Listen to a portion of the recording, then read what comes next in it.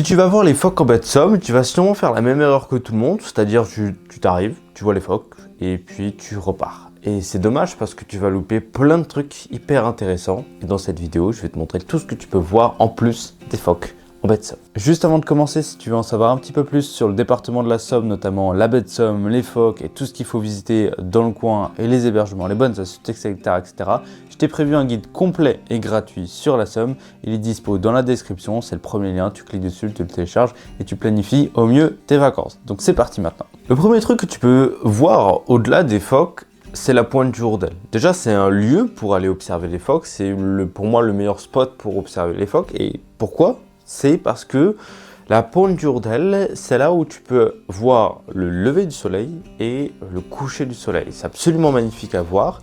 On peut également et bien sûr voir les phoques, mais pas que. On a un point d'observation en hauteur et si tu as des jumelles, tu peux voir des phoques sur toute la baie. Et là, c'est absolument magnifique parce que tu vois les colonies de plusieurs centaines d'individus à chaque fois. Tu as aussi des individus qui sont à 100 mètres, un truc comme ça. Donc ça, c'est vraiment sympa.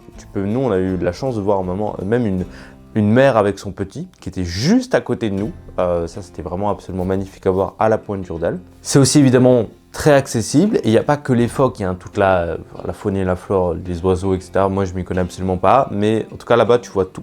Le paysage aussi, il change énormément, que ce soit à la marée basse ou à la marée haute. On a beaucoup de changements dans le paysage, même d'une journée à l'autre. On va dire les bancs de sable ne sont pas les mêmes et donc les phoques peuvent être plus ou moins loin.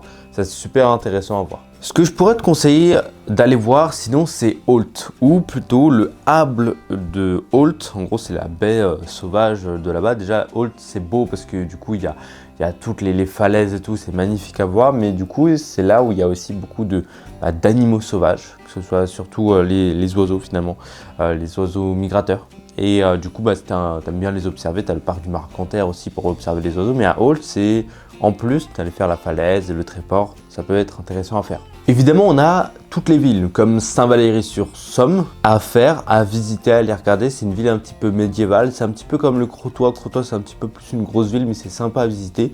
Mais Saint-Valery-sur-Somme et Cailloux-sur-Mer sont des petites villages que je te conseille d'aller observer en plus des phoques. Voilà, pour rester un petit peu dans le cadre de la baie de Somme, de ce qui se fait un petit peu dans le coin. Et c'est vraiment joli à voir, tu es en hauteur, tu vois toute la baie de Somme, c'est magnifique. Enfin, voilà, quoi demander de mieux, quoi. Au Crotoy, c'est là aussi où on peut avoir un superbe coucher de soleil, mais c'est aussi là où il y a le départ du train à vapeur, une autre activité que je te conseille de faire. C'est un moyen de transport qui est un petit peu plus long que le reste, mais voilà, c'est un truc à faire au moins une fois dans sa vie d'être dans un train à vapeur. Le parc du Marcanterre, je t'en ai déjà parlé, c'est du côté plus du Crotoy à Burk, donc il faut y aller plutôt en voiture, c'est plus facile, c'est plus pratique d'y aller.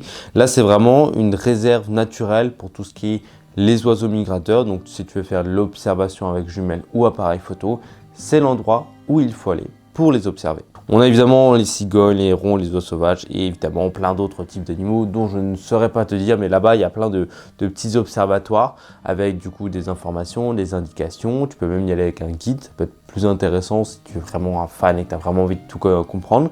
Et ce qui est cool, c'est que tu as plusieurs, on va dire des chemins, des balades à faire. En gros, tu as un parcours de 45 minutes à faire avec des enfants et tu as un parcours de 2 heures, de 3 heures, etc. Tu as des parcours de plus en plus longs. Ça peut être quelque chose de très sympa à faire. Moi, je te conseillerais, pour la baie de Somme, d'y aller à la fois à la marée basse pour observer les phoques, parce que c'est là-bas qu'on les observe, c'est à ce moment-là, mais aussi de venir à marée haute pour voir un petit peu comment ça change et surtout voir l'arrivée de la marée haute, donc à peu près les 30 minutes après le pic de la marée basse, voir l'eau remonter assez brutalement, assez violemment avec les phoques, parce qu'il y a des phoques qui nagent dans l'eau, c'est super mignon à voir.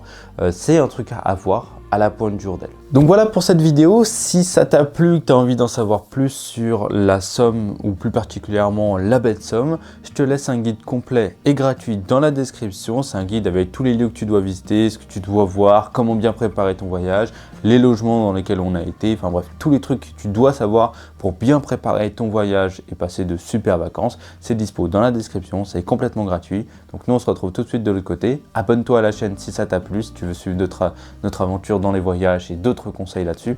De gros bisous.